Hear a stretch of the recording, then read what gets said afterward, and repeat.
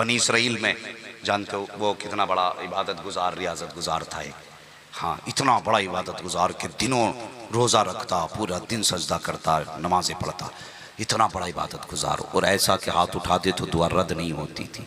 लोग बड़ी इज्जत करते थे उसकी बनी इसराइल में। एक दिन अम्मा आ गई दरवाजे पे, ये नमाज में खड़ा था, माँ ने आवाज़ दी, बेटे दरवाज़ा खोल।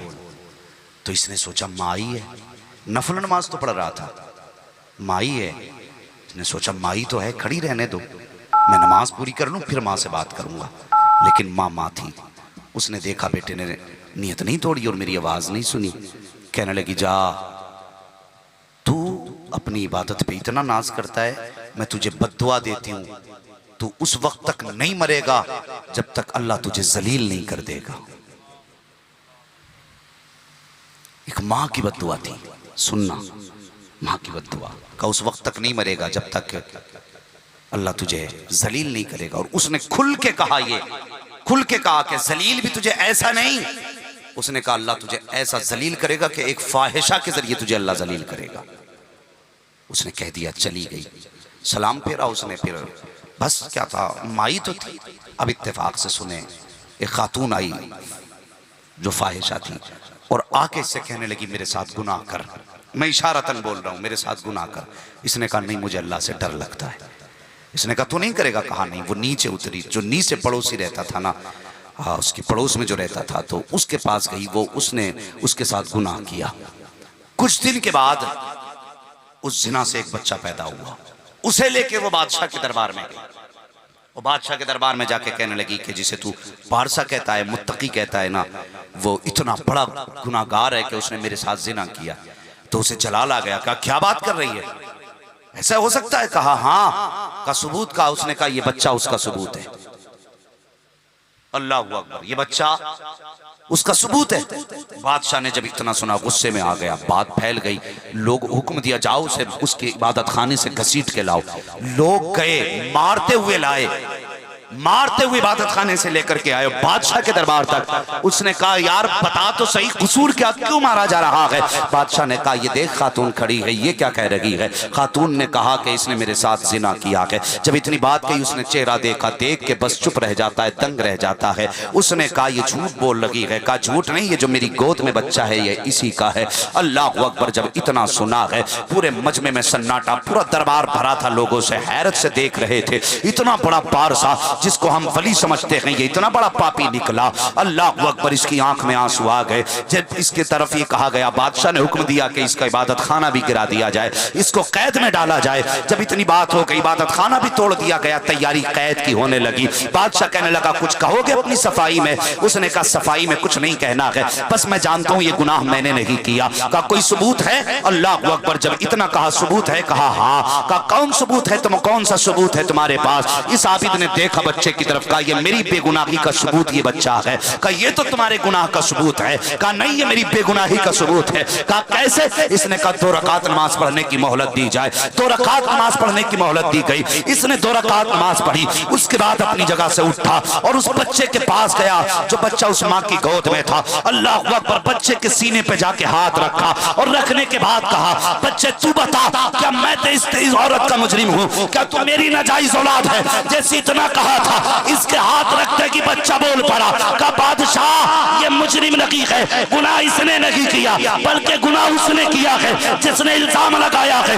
इतना सुनना था, बादशाह उठ के खड़ा हो गया, कहने लगा यार तू इतना बड़ा पारशाह है, अब तू हमें माफ कर दे, मगर बता तो सही अगर इतना बड़ा पारशाह है तो ये तेरे साथ किस लिए हुआ?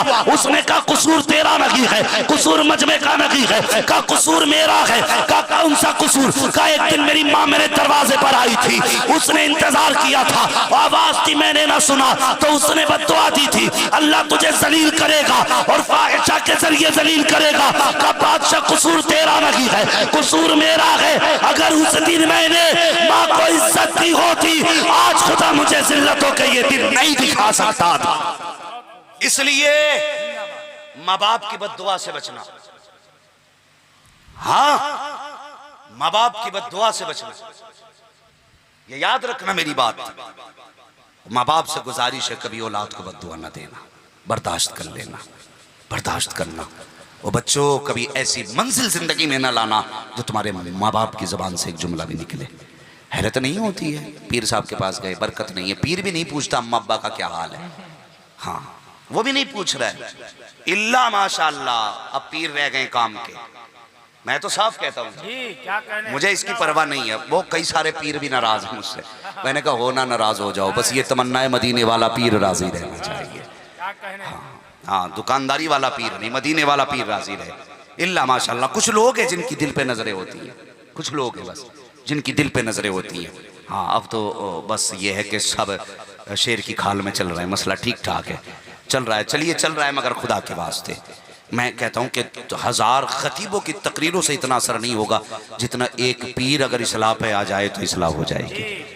अगर वो मुरीद से ये कहते मेरे हाथ चूमने के लिए जब आए ना तो पहले घर से माँ के हाथ चूम के आना, तो खुदा की कसम 10 तकरीरों पे ये जुमला भारी हो जाएगा उसका।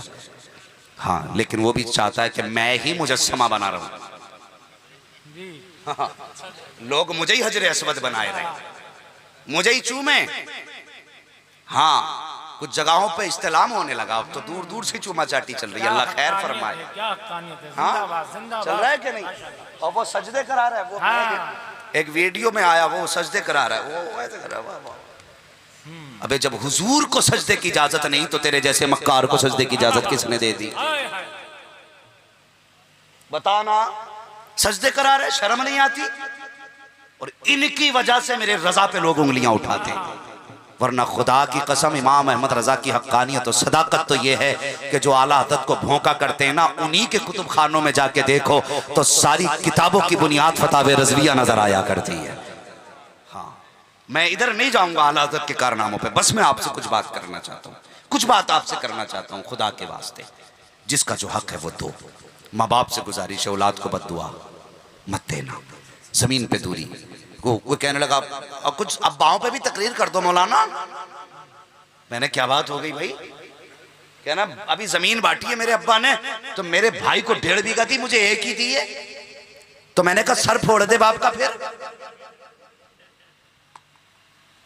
बताइए, बाप बाप है, वो माल नहीं तेरी जान का भी मालिक है।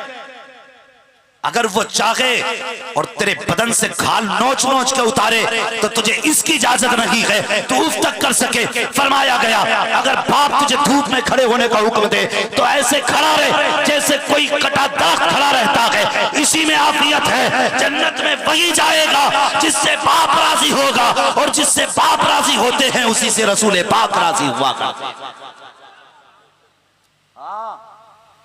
ये याद रखना मेरी बात। तो परदेश जाके माँ बाप को नहीं भूलना, माँ बाप की इज्जत करना। ये चले गए तो बहुत याद आएंगे, बहुत याद आएंगे। मेरे हुजूर मकाम अब्बा में बैठे, माँ का प्यार देखो, अल्लाह अकबर, अनोखा ही प्यार होता है माँ का, निराला प्यार माँ का होता है। हजरत उम्मे ऐमन को आवाज दी सैयदा आमिना ने, उम्मे ऐमन जरा करीब आए, सुने बात, सुनने ना, नींद तो नहीं लगी अभी? अगर नींद नहीं लगी तो बोले जरा या रसूल अल्लाह। हाँ बस मैं इंतजार नहीं करूंगा कि नकीब अहले सुन्नत मुझसे कहें कि बस मैं जब देखूंगा तुम्हारे चेहरे बिस्तर की तरफ जाना चाहते हैं तो मैं बात ख़त्म कर लूँगा, इसलिए कि हम पलटते नहीं बेजान किताबों के वर्क, हम वो पढ़ते हैं जो चेहरों पे लिखा होता है।